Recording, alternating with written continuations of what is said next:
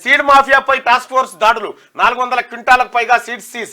రాష్ట్ర వ్యాప్తంగా 11 జిల్లాల్లో నకిలీ విత్తనాలు పట్టివేత 33 మందిని అరెస్ట్ చేసిన అధికారులు. సీడ్ మాఫియాపై రాష్ట్ర సర్కారు ఉక్కుపాదం మోపుతున్నది. కలెక్టర్ల ఆధ్వర్యంలో పోలీస్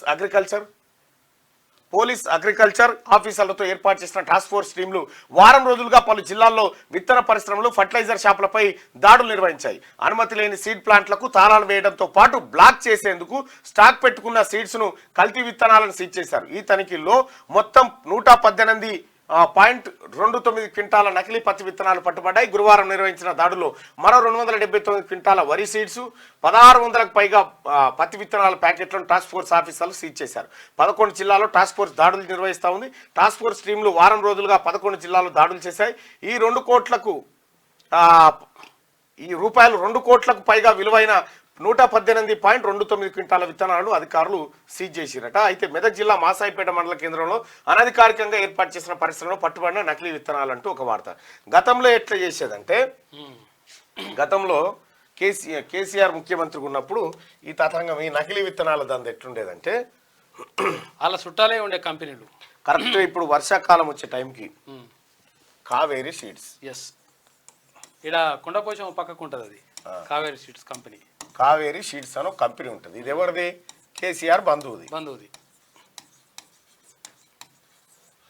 అయితే ఈ కావేరీ సీడ్స్ ఆయన ఇప్పుడు వర్షాలు పడే టైంకి ఏం చేస్తాడంటే మాల్ రెడీ చేసుకుంటాడు, గోదాములన్నీ నింపేస్తాడు, గోదాములన్నీ నింపి తయారు పెడతాడు. మాల్ తయారు పెట్టంగానే ఇక్కడ కేసీఆర్ చేసే కథ ఏముంది అంటే,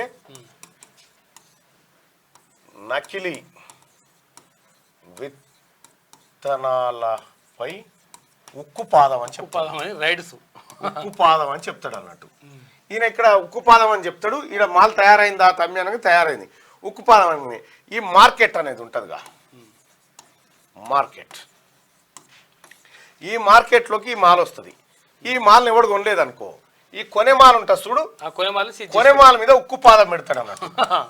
ఉక్కుపాదం పెట్టి రైతులకు ఈ విత్తనాలు లేకుండా ఈ విత్తనాలు దొరికేటట్టు చేస్తాడు. ఈ విత్తనాలు లేకుండా ఈ విత్తనాలు ఏం చేస్తాడుగా, ఉక్కుపాదం ఎట్లా, ఈ గోడౌన్లు సీజు, ఈ విత్తనాల తయారీ కంపెనీల మీద పీడీ యాక్ట్ పెట్టి అలా లోపలేసుడు, వీళ్ళ సీడ్ అంతా ఇట్లే ఉండు. ఈ వర్షాకాలంలో ఈయన అమ్ముకొని అవుతాడు. అది ఇది ఉక్కుపాదము. ఇది నకిలీ విత్తనాల కట్టడికి కేసీఆర్ గతంలో వేసిన ఎత్తు.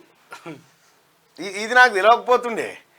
కేసీఆర్ నన్ను ఫస్ట్ సారి జైల్లో పెట్టినప్పుడు చెంచల్గూడ జైల్లో ఆయనకు ఒక ఆయన వచ్చిండు, ఈ విత్తనాలు ఆయనే.